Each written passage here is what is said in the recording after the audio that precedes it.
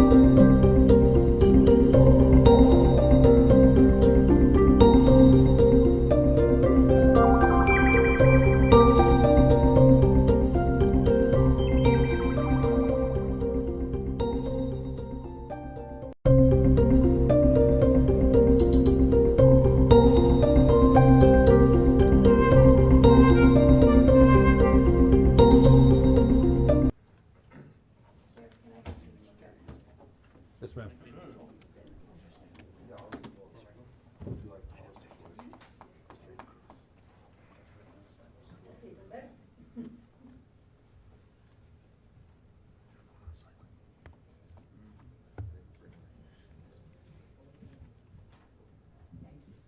Sheriff, you ready? Sure.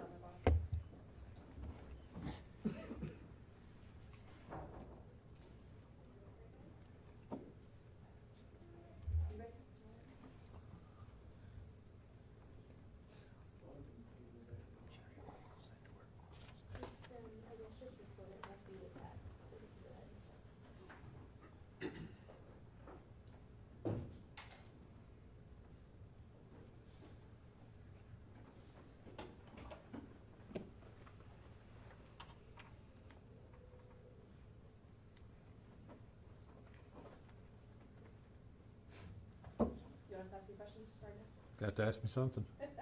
Well, tell us first, I mean, this is a few days, this case. Where did this all start for you all, the sheriff's office?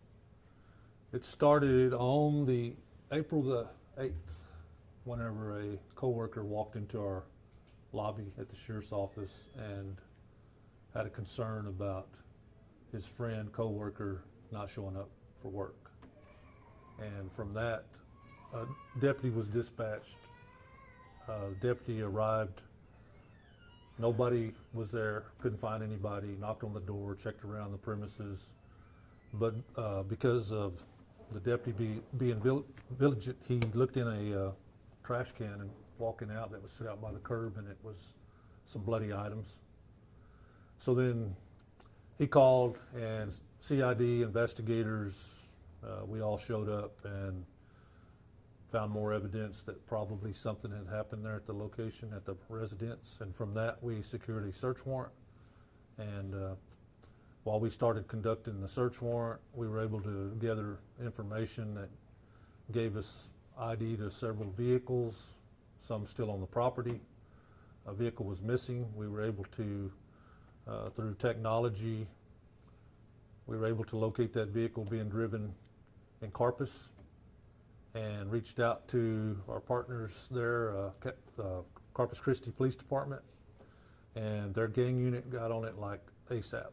And after a few minutes, they were able to pull the vehicle over. Inside the vehicle was a male, a female, and 2 children. And one of those children was 1 month old. So then we're learning more information about who we're looking for. We learned there's a wife. The wife's not at the residence, so we have 2 people missing at that point. They had been pulling a cargo box trailer that they had unhitched there in a parking lot for reasons we still don't know.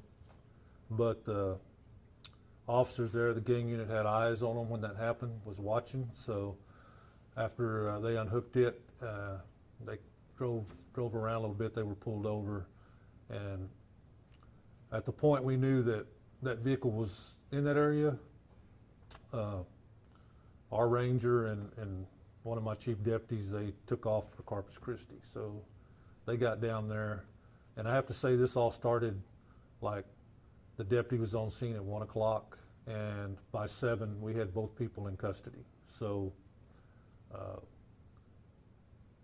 a motive, I'm not going to get into a motive because I would be speculating on what the motive is at this point. But when they left the residence, their mother, the girl's mother that we have in custody now, that was her biological mother. There was items stolen from her. There was guns that were stolen, money, tools, and of course the vehicle. So you can figure out what the motive is. Was it for property, or I don't really know. We don't know yet, and they've not given that up yet. So I can tell you that the female confessed, and we have a confession from her, and the male halfway confessed. Do they have are they in a relationship, the male and female suspects? Yes. And were those their children in the car? The 1-month-old belongs to him from what I know, biologically. The little girl is not his, 6-year-old.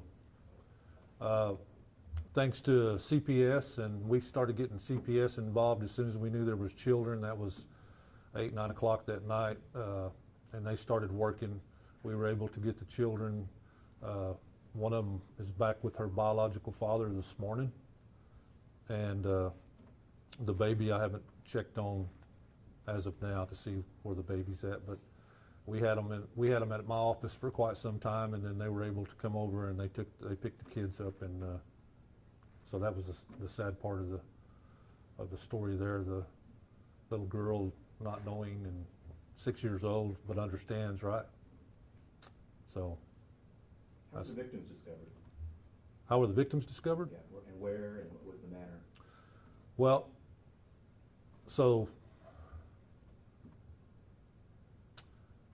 from the daughter, she gave information that they'd killed both of them, and in that she included that they were dumped in what she called a ravine. Well, there's a lot of ravines around Medina Lake. Some of them water used to be in them, and now they're dry. So as soon as that information was pushed back to us from Corpus, we began searching roadways and ravines, dry creeks, rivers, and I guess a couple hours, maybe 3 hours into the search, a deputy had seen something on the side of the road. And I have to say that if it wasn't for several things coming together, we might still be trying to figure this out. So, and that deputy that seen what most people would have probably said, well, that's nothing, it's just trash, right? He decided he'd look a little further, and he did. And to look further, you had to go past that. You had to crawl through the brush, the cedar trees, and you could shine a light. You still couldn't see nothing. You had to go further. And finally got to a point that there was 2 large black trash bags in the bottom of this ravine. From the top down, what we lasered was about 73 feet. And we were able to make our way down, determine that there was humans in those bags, and that's how they were discovered. And when was this discovery made? When? On the 8th? No, that would have been the morning of the 9th, because by the time we were able to, along with our fire department, the ESD, retrieve them, it was beginning to get daylight. Do you know how they died yet? Was a murder weapon found? Multiple murder weapons, and yes. Would you be willing to share that at this point or not yet? Yeah. So strangulation and a knife. Were those items found with the suspects in Corpus Christi or at the house? House. And their bodies were found off 1283. Is that closer to Medina Lake or San Antonio? Medina Lake. Yeah, I don't know if y'all know where the top of the hill is. Dancing Bear was a cantina at one time. It's a restaurant. I guess they're going to open it back up. I don't think it's open now. Just down the road in a very deep ravine. Do we know why the suspects were headed to Corpus Christi? Did they have family there? Was there a connection to Corpus Do not. Christi? Nope, I can only speculate. They were taking vehicles and trailers, and they were going to park them somewhere and make it look like these people disappeared from down there to take the attention off of this area. I have no idea. And the daughter, she is the biological daughter of both No, the parents, just the... it's her stepdad. Do they have a criminal history, either suspect? She does not. He did, out of state. Violent? He's got a court appearance. No, it's drugs. Do we understand the roles of either suspect when it comes to what their roles in No. killing the victims? No. I can just tell you they were both there, and after the mom and dad were dead, they both were part of taking property and things and the vehicle and all that stuff. What was the demeanor of the suspects as they were pulled over? I have not talked to him. He's in Nueces County Jail still. We will be picking him up this next week. she seems to be completely disconnected from anything. Is Was she she- also still in Nueces County? Sorry. Ma'am? Is she also still down there on the coast? No, we brought her back that night. Okay. We brought her and the children back to here that night, that morning, wee hours of that morning. So she's been here, and we kept her with her children as long as we could until we had some support from CPS. Was she fully cooperative, or at what point did she confess to what had happened? I only know what was relayed from my chief deputy and the Texas Ranger that traveled down there to interview them, and I only know the phone call that she confessed and they killed both of them. You said semi-confession from the male suspect. What does that mean? It's kind of typical self-defense in the beginning. You know, that's one story. Then sometimes they'll try to save each other, so she didn't have nothing to do with it, those type deals. So they're claiming self-defense? Oh, I don't know what he's claiming now. That was just the beginning of the story. Do we know when this happened, when the crime happened? Yes, Monday around 7 p.m. Monday, when Dad returned from work, and Mom was already dead. So, I don't know if this is speculative for you guys, but does it appear that they were already at the house before the couple had made it home, or do you know that much?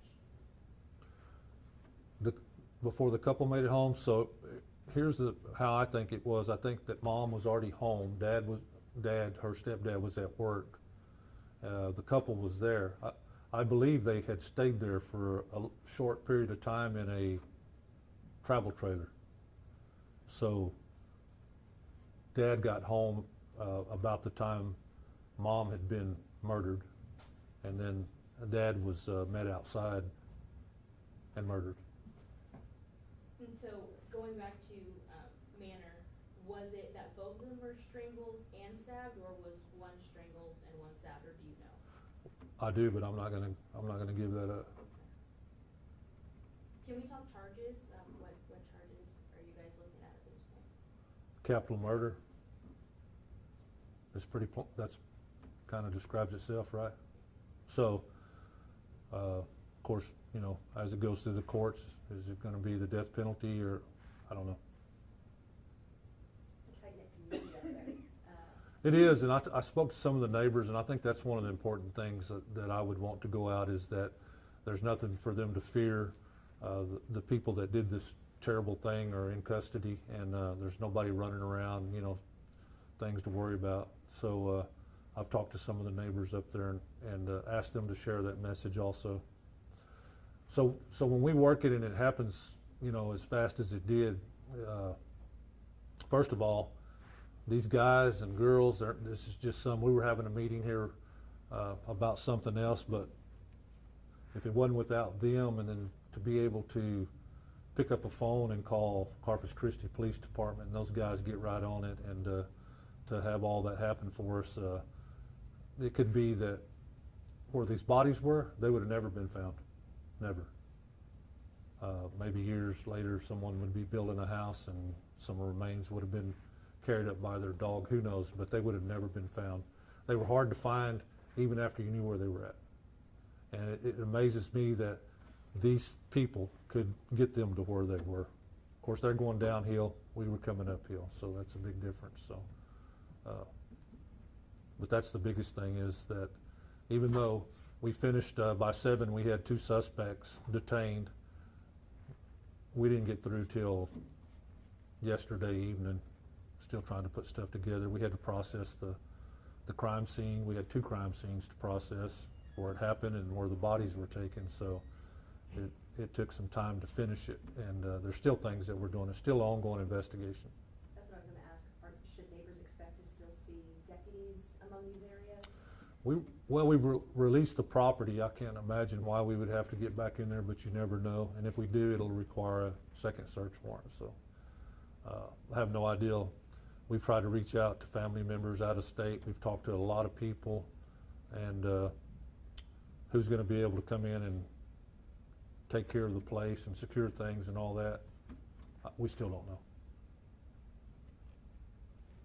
We found a sister to the mother that's deceased, and she's not able to travel. So what comes next for you guys, in terms of the investigation? Is there anything the community needs to be on the lookout for? Are you still looking to gather at this point?